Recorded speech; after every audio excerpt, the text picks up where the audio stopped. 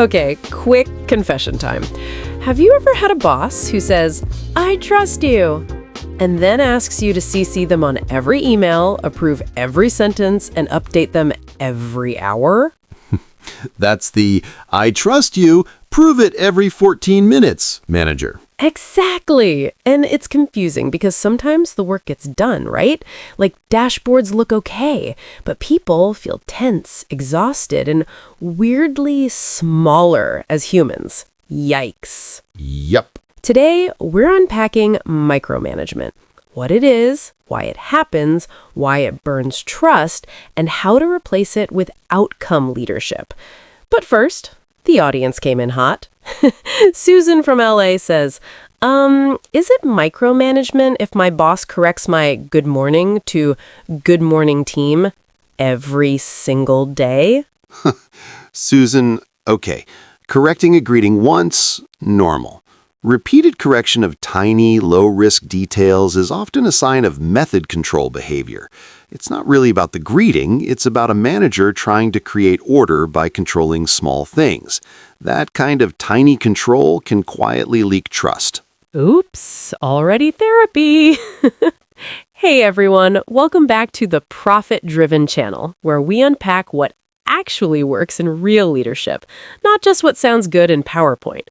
I'm your host, Maya, and today we're talking about something that can quietly destroy teams while still producing short-term compliance: micromanagement. And with me is Alex, leadership coach and management researcher. He's worked with managers and exec teams across industries, and he's seen micromanagement crush trust. And he's also seen leaders recover and build high-performing teams. Alex, welcome back. Thanks, Maya. Happy to be here, also slightly cautious on this one because someone listening right now is like, wait, do I do that? If you feel attacked, breathe. We're here to learn, not to roast you. Okay, define micromanagement in a way that doesn't sound like a textbook. Okay. Micromanagement is best understood as a pattern, not a single moment. It's when control becomes a manager's default operating system, even when the situation doesn't require it. The clean definition is excessive, unnecessary control over how work is done, especially when a competent employee could safely handle it. And here's the giveaway. In healthy management, oversight decreases as competence increases. In micromanagement, oversight stays high even when competence is proven. That's so clean. Competence should earn freedom. Exactly. Healthy management changes with evidence. If someone is new, unclear, or in a high-risk environment, more guidance makes sense. But if someone repeatedly proves quality and judgment and nothing loosens, that's control for reasons other than risk. Let me throw in some early listener questions because people love these "is this micromanagement?" tests. Kevin from Chicago says, is it micromanagement if my boss wants to approve my calendar invites? Kevin, approving calendar invites is wild unless it impacts executive time, customer commitments, safety scheduling, or something high stakes. Otherwise, it signals a permission loop. Nothing moves unless I'm involved. And the danger is it trains people to stop acting like adults. The manager becomes a bottleneck for life. A bottleneck for life. Yikes. Ethan from San Francisco says, is it micromanagement if my manager reacts to messages with eyeball emoji and then asks me to explain my last 3 decisions? Ethan, the eyeball emoji is the modern surveillance camera. If it's occasional and tied to real risk, fine. If it's constant and makes you justify normal judgment calls, that's micromanagement energy. Approval without structure. Approval without structure. That's exactly it. Maria from Madrid says, my boss asks me to resend the same report in 3 formats just in case. Control or caution? It can be caution if there's a real stakeholder need, but if it's habitual, it's anxiety management disguised as process. The fix is to clarify which format is the source of truth. What does done mean? When you have acceptance criteria, you don't need triple format reassurance. Okay. Brian from Lego says, if my manager says I'm not micromanaging, but also says don't do anything without telling me first, what is that? Brian, that's micromanagement wearing a hoodie that says not micromanagement. Because don't do anything without telling me removes autonomy as a default. Now, tell people what micromanagement is not, because some managers are like, I just have standards. Totally. 3 confusions. 1, it's not high standards. High standards are about the quality bar and clarity. A high standards manager defines what good looks like and holds you accountable for outcomes, but still allows autonomy and method.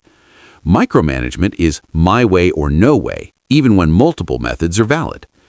2, it's not coaching. Coaching creates more independence over time. If someone isn't becoming more independent, it's not coaching, it's control. And 3, it's not appropriate oversight in regulated or safety-critical work. Some domains require checklists and approvals: finance controls, aviation, medicine, child protection, cybersecurity incident response. But healthy oversight is systematic and proportional. It's embedded in process, not in personal hovering. Not everything needs my vibe check. Exactly. The vibe check manager.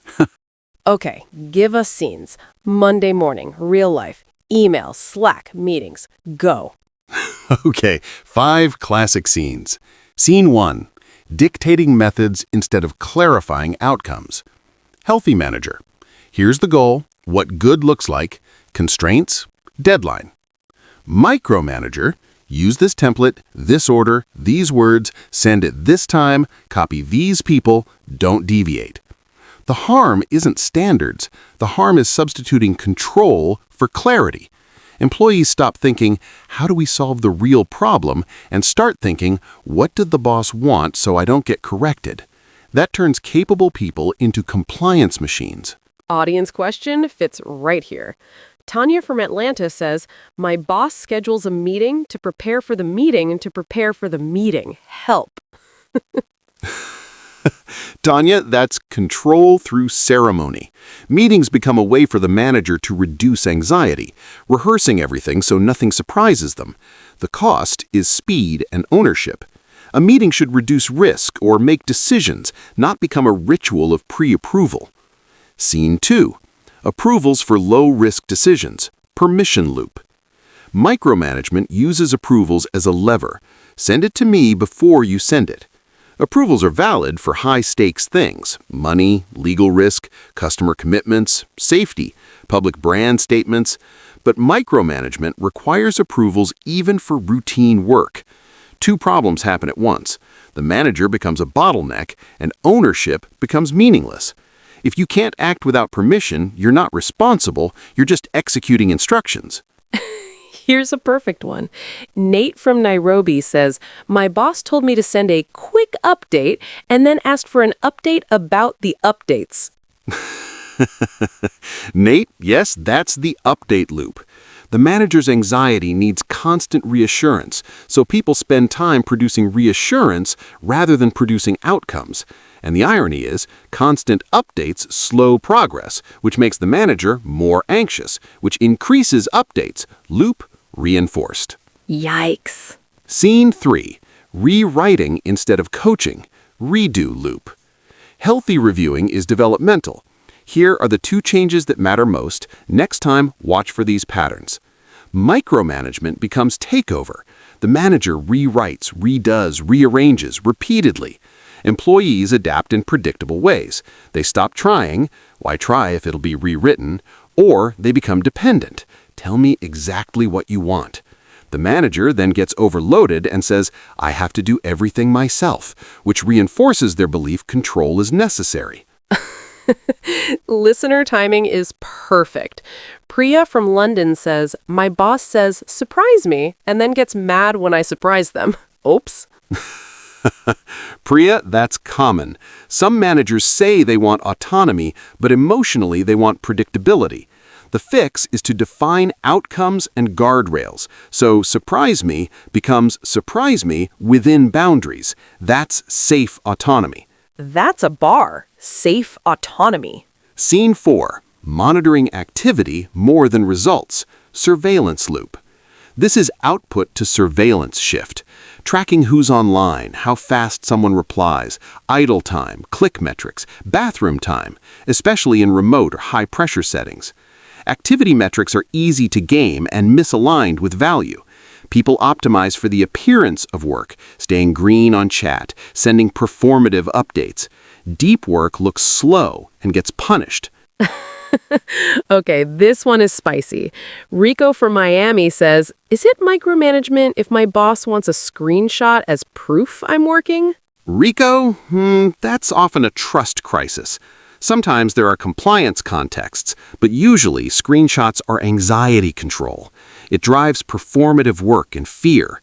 If you need proof of work, something deeper is broken. Clarity, trust, or performance management. Dang.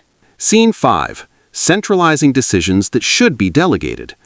Micromanagement centralizes decisions. Healthy orgs push decisions to the lowest competent level. Micromanagement pulls them upward. Employees stop practicing judgment, competence shrinks, the manager says, see, they can't handle it, and delegates even less. It becomes a self-fulfilling loop and creates a fragile organization. This one made me laugh and then feel sad. James from Toronto says, if my boss is wrong, do we pretend they're right to survive? James brought a corporate thriller. Here's the healthy path. Don't embarrass publicly, but you should be able to raise concerns respectfully with evidence. If the culture punishes the truth, that's beyond micromanagement. That's a serious culture risk. Rapid-fire, tiny control questions. Fun, relatable. Okay, quick, tiny control lightning before we move on. Chloe from Vancouver says, my boss edits my email subject lines. Not the email, just the subject line. Chloe, that's tiny control. When small, low-risk choices repeatedly aren't yours, autonomy shrinks. It's not the subject line, it's the message. Even small decisions aren't safe without me. Ahmed from Cairo says, my manager wants updates at 9, 11, 1, 3, and 5. That's basically a school timetable. That's update loop behavior. If you're updating that often, you're not working. The manager is buying short-term calm at the expense of delivery speed. Linda from Berlin says, is it normal that my boss asks why I took 23 minutes to finish a task that usually takes 15? Linda, depends. In high-volume operations, timing can matter. But in knowledge work, micro-timing is often counterproductive. Deep thinking isn't linear, and variability isn't automatically a performance issue. Tommy from Houston says, my boss wants to approve the memes I post in the team chat. Help. Tommy, unless memes are a compliance risk, which would be hilarious, that's controlling vibes. And it often means the manager is trying to manage culture with control instead of trust. Okay, amazing. Let's go deeper. So why do managers do this? Because some people listening are like, I'm not trying to be toxic, I'm just under pressure. Exactly. Micromanagement is rarely about cruelty. Most of the time, it's a coping strategy when someone feels exposed, uncertain, or accountable for outcomes they don't know how to achieve through people. Let's unpack the major drivers. Driver 1. Anxiety and fear of failure. The manager thinks, if this goes wrong, I'll be blamed. Control reduces their anxiety short-term, and micromanagement can produce short-term wins. Fewer obvious mistakes, tighter formatting, quicker compliance. So the manager's brain learns control equals safety. Meanwhile, the team learns initiative equals danger. Here's a manager admitting it. Harold from Dallas, manager, says, if I stop checking everything, my brain screams, something will go wrong. How do I stop that? Harold, first, that honesty is huge. The fix is to replace anxiety control with system control. Build acceptance criteria, guardrails, decision rights, and a check-in cadence. Those structures keep quality and reduce risk without hovering. Your nervous system wants safety. Give it safety through design, not surveillance. Driver 2. Low trust or prior betrayal. Sometimes micromanagement is scar tissue. A manager delegated, someone dropped the ball, they got burned. Then they generalized, I can't trust people. The problem, they tighten control on everyone, including high performers, creating unfairness and resentment. People become guarded, trust drops further, the manager tightens more. Nora from Oslo says, my manager used to be chill. After a big mistake, they changed. Is that common? Very common. A failure can trigger fear. The healthy response is improving process, clarity, guardrails, risk reviews, not turning the whole team into suspects. Aisha from Dubai says, I feel punished for someone else's mistake. How do I say that without sounding bitter? Use impact language, not emotion-first language. I want to move fast and do great work. When everything needs approval, it slows delivery and reduces ownership. Can we define which items truly require sign-off and let low-risk items flow? Driver 3, perfectionism plus identity. I'm the only one who can do it right. Some managers tie self-worth to being the best doer. They don't only want work to succeed, they want it to match personal taste. Acceptable feels like wrong. They rewrite everything, control templates, and insist on their method. The cost isn't just morale, it's scalability. They become the bottleneck. Monica from Sydney, manager, says, is it micromanagement if I tweak a few words and rewrite the whole document? Oops. Monica, yes, that's the redo loop. A practical fix is cap yourself to 2 edits, convert the rest into coaching patterns. Here are the top 2 patterns I want improved. Revise it. Your job becomes capability transfer, not perfection. Driver 4, skill gap. They don't know how to lead through outcomes and guardrails. Some micromanagers aren't anxious or perfectionistic, they're untrained. They don't know how to define outcomes, quality criteria, guardrails, and decision rights. So they manage steps because steps feel tangible. Ben from Johannesburg says, my manager is controlling, but I think they're just untrained. How do I help without being disrespectful? Propose tools, not criticism. Could we align on what done means and set green, yellow, red decision rules? That would help me move faster and reduce the need for constant check-ins. Driver 5, pressure from above, measured on numbers, not culture. If senior leadership measures managers mostly on short-term metrics, managers will optimize for what's measured. Micromanagement can look like a quick route to numbers. Tighter scripts, stricter monitoring, constant follow-ups. The damage arrives later. Turnover, burnout, brittle quality. Diana from Boston says, my boss pressures me weekly. If I loosen control and performance dips, I'm blamed. What do I do? Diana, totally real. Loosen in a risk-managed way. Pilot autonomy on low-risk tasks first. Track outcomes and expand gradually. Bring your boss evidence. Quality stayed stable and cycle time improved. You're not arguing culture, you're showing results. Ravi from Mumbai says, I don't trust one person on the team. Do I tighten control on everyone? No. Target the control. If one person is struggling, create a time-bound performance plan, more frequent check-ins for that person, and specific expectations. Blanket control punishes your best people and creates resentment. Fix the actual risk, not everyone's freedom. Driver 6, low clarity organizations. When goals are ambiguous, priorities shift, roles are unclear, managers tighten control as a substitute for strategy. It's alignment by hovering. It feels like leadership, but it's expensive and brittle. That's painfully accurate. Let's talk about what happens to employees emotionally and psychologically. Yeah. Micromanagement hits 3 core psychological needs at work: autonomy, competence, and relatedness. Autonomy, I have agency. Competence, I can be effective and grow. Relatedness, I'm respected and safe. Micromanagement undermines autonomy through approvals, method control, constant updates. People shift from I choose to do great work to I do this so I don't get in trouble. That creates short-term compliance but long-term disengagement. It undermines competence because employees don't get to practice judgment. If every decision is pre-decided, decision-making muscle atrophies. It undermines relatedness because the message becomes, I don't trust you. People stop speaking up, stop sharing early warnings, stop proposing ideas. And the deepest layer, self-trust, declines. People start second-guessing themselves. Here are some heavy questions. Liam from Dublin says, "My confidence is dropping. I second-guess everything. Is that normal under micromanagement?" Liam, sadly, yes. When your judgment is constantly overridden, your brain learns my instincts aren't safe. That's why micromanagement can follow people even after they leave. Rebuilding self-trust comes from autonomy, reps, and healthier feedback loops. Joy from Kampala says, "I'm scared to ask questions because questions make my manager hover more. What do I do?" Joy, yikes. That means psychological safety is low. A safer approach is to ask strong questions that show initiative. Here are two options and my recommendation. Do you prefer A or B? You're not asking helplessly, you're proposing. Felix from Paris says, "I used to love my job. Now I feel like a robot.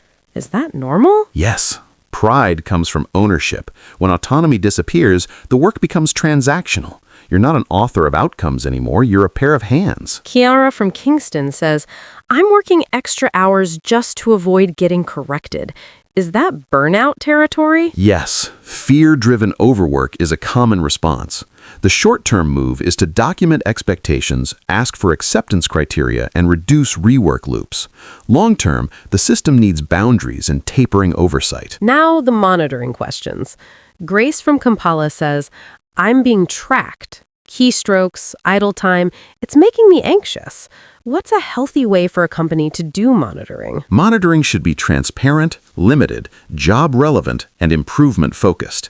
If it's invasive, unclear, or putative, it feels like distrust infrastructure. If monitoring must exist, leaders must clearly explain what's collected, why, who sees it, and what it will not be used for. That what it will not be used for matters. Okay. Business folks listening are like, "Great, but what about performance?" Explain why micromanagement can look profitable early and then backfire. Micromanagement can produce short-term predictability, especially in simple, repeatable work, so dashboards may improve briefly. But it changes the economics of work. 1. Bottlenecks. Approvals create queues. Throughput becomes limited by one person. Delay multiplies. Sales quotes stall. Support responses slow. Projects wait. 2. Judgment failures. Micromanagement reduces deviations but increases business judgment failures because people stop thinking. Work looks neat internally but misses customer needs. 3. Turnover costs. It often drives out high performers. Hiring, ramp time, institutional knowledge loss, those costs arrive later but hit hard. And 4. Discretionary effort dies. People stop doing the extra that protects profit, catching mistakes early, improving processes, helping colleagues, protecting customers.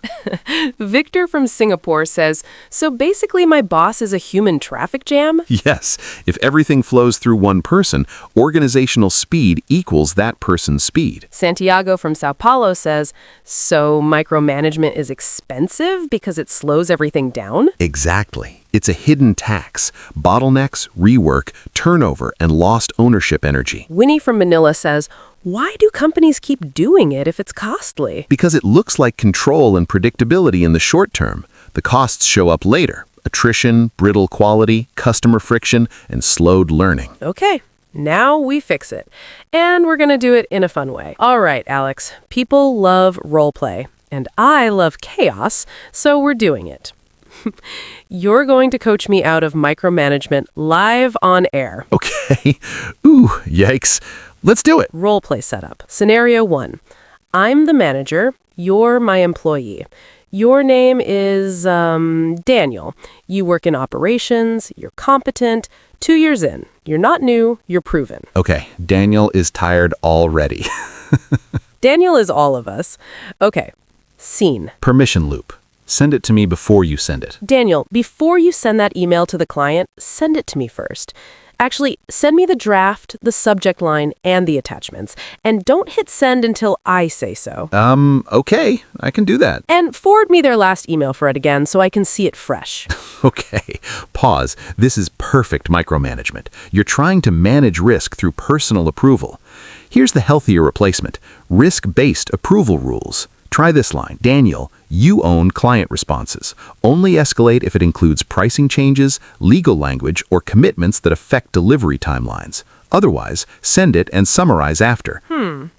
Okay, but what if he messes up? Great. That's where guardrails come in. You build safe autonomy. Templates, approved compliance language, escalation triggers. You don't hover, you design. Okay, so I'm not hands-off, I'm tight on risk. Exactly. Tight on outcomes and risk, loose on method. Audience is nodding hard. Tessa from Brisbane says, my boss approves everything and then complains they're too busy. Tessa, yep, that's the paradox. They're busy because they chose to become the system. Roleplay scene 2. Update loop. Ping me every hour. Daniel, I need updates at 10 a.m., 12 p.m., 2 p.m., 4 p.m., and end of day. Just quick pings, nothing crazy. Okay. Why are you hesitating? It's just quick. Just quick is the lie that ruins the day. Here's what happens. Daniel stops doing work and starts producing reassurance. That's progress theater. You're buying calm with your team's time. Try a better script. Daniel, let's do 2 structured check-ins weekly. Monday priorities and Thursday risk review. Use a shared task board for visibility. If you hit a blocker or escalation trigger, message me immediately. Oh, okay. So visibility without interruptions. Exactly. Your system should reduce your anxiety without stealing focus. Marcus from Cape Town says, my boss pings ! if I don't respond in 4 minutes. Marcus, that's not management. That's a hostage negotiation. Oops. Roleplay scene 3. Method control. Do it exactly like this. Daniel, use my template. Put the numbers in column D, use bullet points, not paragraphs, use the phrase moving forward, not going forward, and send at 2:07 p.m. because that's when executives check email. Okay, this is method control overload. Healthy alternative is define the outcome and acceptance criteria. Try this. Daniel, we need leadership to decide between option A and B. Keep it under 1 page, include costs, risks, and your recommendation. Numbers must match the source of truth. I don't care how you format as long as it meets the criteria. But I like my style. Honest, if style truly matters, make it a scalable standard, an org style guide, not a my personal vibe. Use the brand voice guide is a system. Use my wording is a bottleneck. Wow, okay. That hurt a little. Roleplay scene 4. Redo loop. I'll just fix it. Daniel, this is good, but I rewrote it for you. I sent my version. Next time, follow my wording more closely. Okay, this kills motivation and learning. Better coaching script. Daniel, 2 patterns to improve. 1, lead with the decision. 2, quantify impact. Revise and resend.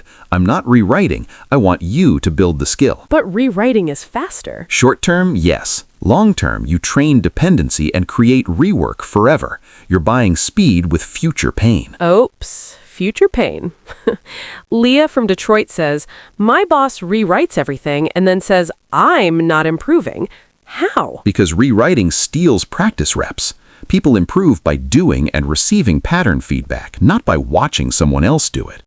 If you are enjoying this, please don't forget to like and subscribe. Okay, roleplay scene 5, surveillance loop, the proof of work problem. Daniel, just to be fair to the team, send me a screenshot at noon so I know you're on it. It's not personal.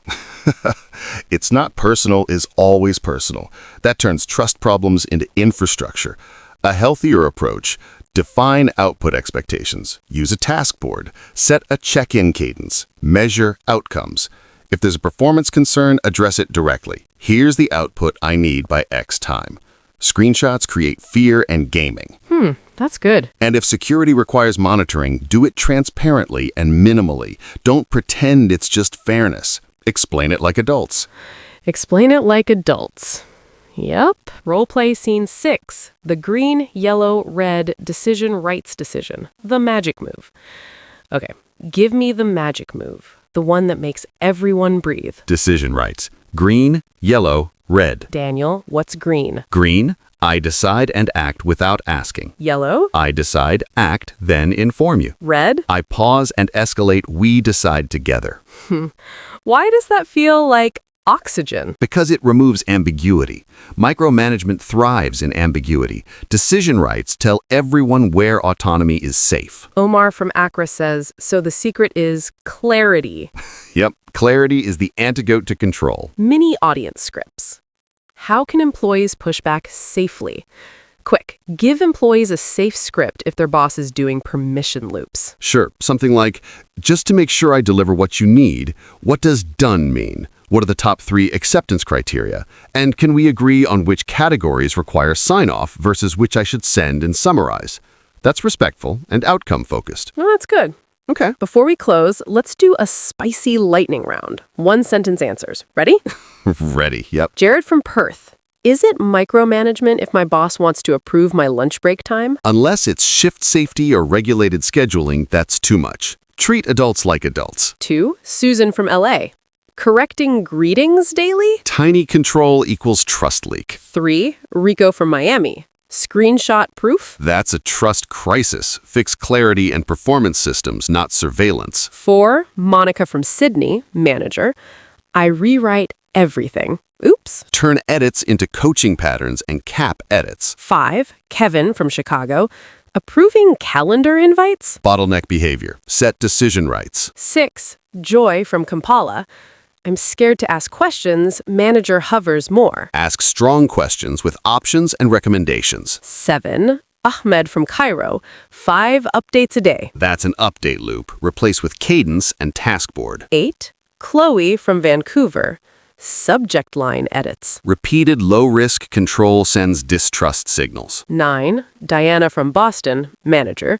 My boss pressures me weekly. Pilot autonomy on low-risk areas, track results, show evidence upward. 10, Ravi from Mumbai, manager. One person is unreliable. Do I tighten control on everyone? No. Target controls to the risk or person. Don't punish the whole team. That was clean. Okay, final question, Alex. If a manager listening realizes, oops, I micromanage, what's the smallest step they can take this week? Pick one area where you usually control methods, emails, reports, client responses, then do this.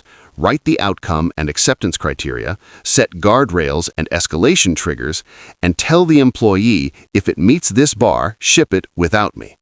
And when you feel the urge to hover, ask yourself, am I managing risk or soothing anxiety? Whew, that's a mic drop. All right, everyone, if this episode helped you, please don't forget to like and subscribe and share it with someone who needs it. Carefully. Oops. Alex, thank you for always honoring my invitation. I feel like we are already a partner. Thank you, Maya. This was fun, intense, and slightly exposing. I'm always happy to be here. I actually learn a lot, especially from experience from people around the world. Honestly, I feel like I'm in school every time we have some of these conversations. Please comment the next topic you want us to discuss in the comment section. See you in the next episode.